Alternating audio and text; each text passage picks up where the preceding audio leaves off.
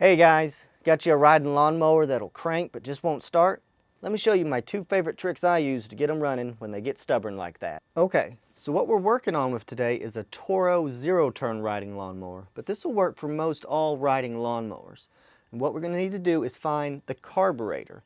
It's usually kind of a silver piece that's connected near the air filter. It's got a silver bowl on it. For on this one, it's actually right behind the air filter cover. So I'm going to take it off. There's the air filter, and what we got right underneath here is the carburetor. And what we're wanting to look at is what's underneath the carburetor, that little silver piece.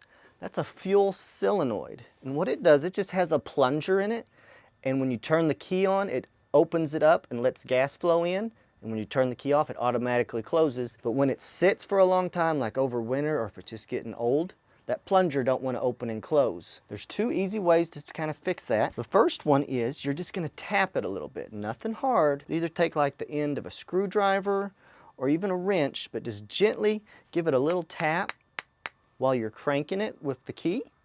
And sometimes that'll let it loosen up enough that it'll start up on its own. So let's try that one first. We're just right here at the solenoid. We're just going to be tapping it. And while we tap, it's in park, and we're going to crank it over and see if it'll start.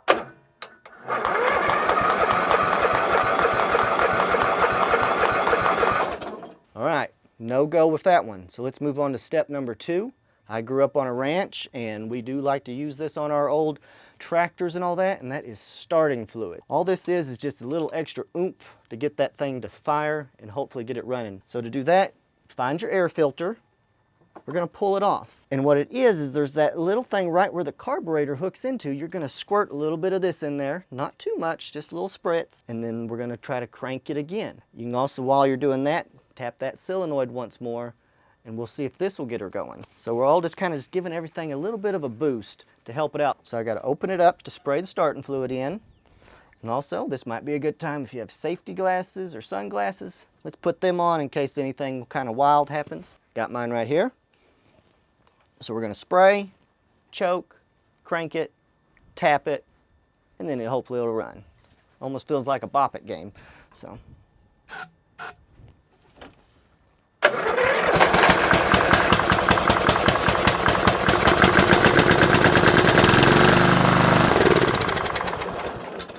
All right, success.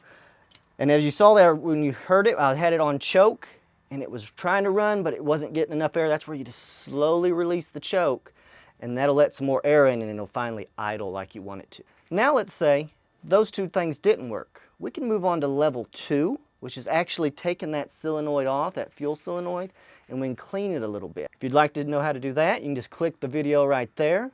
Otherwise, hit the subscribe button, and I'll catch you on the next one.